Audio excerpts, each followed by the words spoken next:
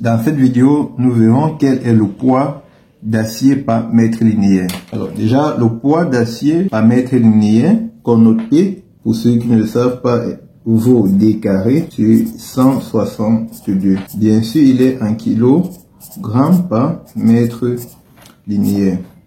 Maintenant, la question est de savoir comment est-ce qu'on fait pour obtenir cette valeur.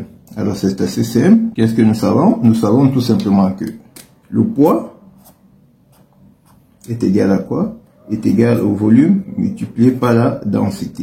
Or, depuis le secondaire, nous savons que la densité de l'acier est tout simplement de 7850 kg par mètre cube, ce qui revient à dire que nous aurons notre P qui sera égal au volume, qui n'est rien d'autre que la surface multipliée par la longueur fois notre ρ.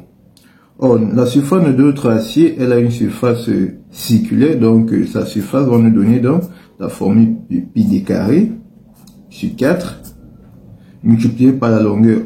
Vu que la longueur d'une barre d'acier, elle est relativement longue, donc nous allons étudier comme l'indice ici sa valeur par mètre linéaire, c'est-à-dire pour 1 mètre multiplié par 7850.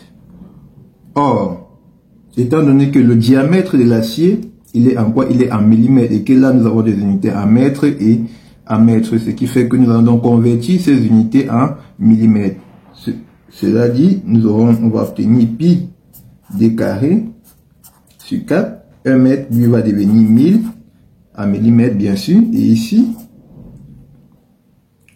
on aura tout simplement à passer au millimètre cube. Donc c'est-à-dire ça va faire 10 puissance 3 le tout au cube. Donc, après une bonne petite simplification, on va obtenir pi d carré sur 4 multiplié par 7850 sur 10 puissance 6. Alors, avec un petit calcul, 7850 fois pi, qui vaut évidemment 3,14, ou vous pouvez aussi mettre la valeur entière sur la calculatrice. Donc, il nous donne 0,006116, et ensuite on a notre d carré. Ok. Tout simplement, ici, nous pouvons réécrire ça de telle en sorte qu'on aura 0,0061 sur 16 sur 1, et nous pouvons avoir multiplié par d carré sur 1. Alors, vous savez bien que pour diviser deux fractions, on doit multiplier le numérateur par l'inverse du dénominateur. C'est ce qui est ici. Ça veut dire que tout ceci revient tout simplement à d carré, le tout sur 1 sur 0,006 et 16. Donc si on fait 1 divisé par seconde fonction, on va trouver effectivement 162,27, donc approximativement d carré sur 162. Donc nous avons notre résultat.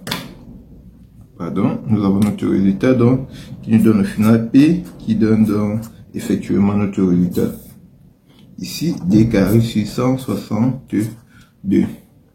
On va faire une petite application, c'est-à-dire si on prend, on va écrire exemple,